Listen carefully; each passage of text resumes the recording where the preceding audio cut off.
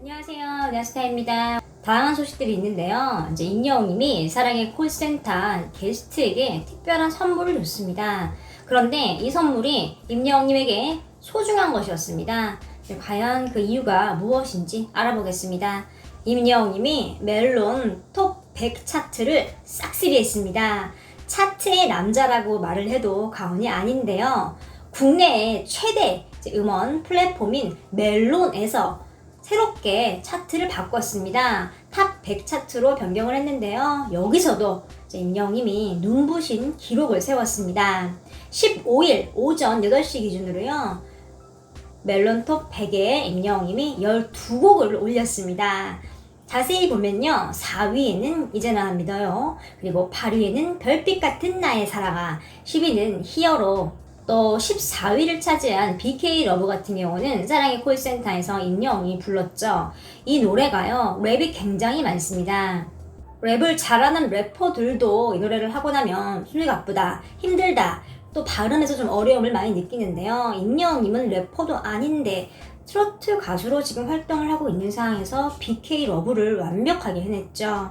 이렇게 랩 노래까지도 화제가 돼버리네요. 임영웅님의 영향력을 알 수 있는 대목이죠. 임영웅님은 이렇게 개편된 멜론 차트에서도 여전히 이제 음원 강자로 올리고 있습니다. 임영웅님이 지난 사랑의 콜센터 녹화에 출연을 한 게스트들에게 선물을 냈습니다. 그 선물은 다름 아닌 양말이었는데요. 보컬킨 리사, 임정희와 함께 한 모습이 공개가 됐습니다. 사진을 보겠습니다. 리사는요, 최근에 13일 자신의 인스타그램에 임영웅 씨에게 양말 선물을 받고 좋아하는 우리, 하하, 잘 신을게요. 감사합니다. 라는 글과 함께 양말을 들고 임영웅님과 찍은 사진을 공개를 했습니다. 양말을 받은 또 다른 주인공 임정희 님도 보컬 킨즈와 탑6 즐거웠어요 라는 글과 함께 임영웅 님, 리사님과 함께 찍은 3인 샷을 공개를 했는데요. 원래는요, 임정희 님이 먼저 사진을 공개를 했습니다. 모너스타가 가장 빠르게도 소식을 전달을 해드렸죠. 그때는요, 사진만 있었고요, 양말에 대한 이야기가 없었습니다. 그런데 리사님이 올린 게시물은 사진도 약간 다르고요, 양말 이야기가 추가가 됐습니다. 사진을 보면 대기실에서 슬리퍼를 신고 흰 양말을 신고 있는 걸 볼 수 있는데요. 다른 게스트들은 샌들을 신고 있죠.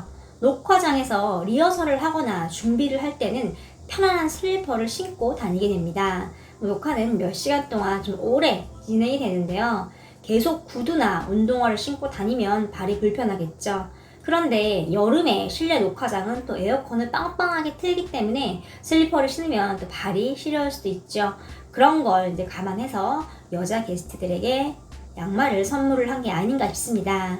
임영웅님은 사랑의 콜센터를 1년 넘게 했기 때문에 녹화장의 상황을 그 누구보다도 잘 알고 있죠. 양말이 없으면 좀 불편할 수도 있다는 것을 이제 알기 때문에 게스트들을 배려해서 양말을 준 것 같습니다. 게스트들이 촬영장에서 편안하게 지낼 수 있도록 세심한 배려를 해준 걸 알 수 있죠.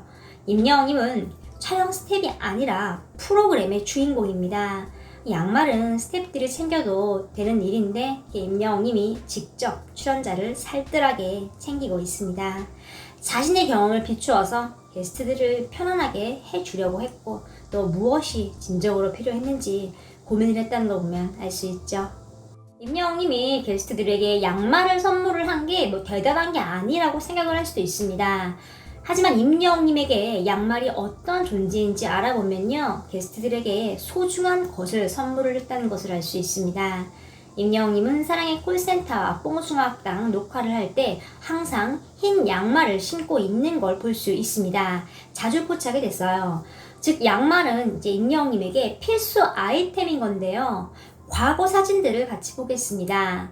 사랑의 콜센터에서 반바지를 입었을 때 뽕숭아학당에서 탑6와 즐거운 시간을 보내는 모습을 보며 항상 양말을 신었습니다. 그것도 그냥 양말이 아니라 흰색의 발목이 긴 양말을 신습니다.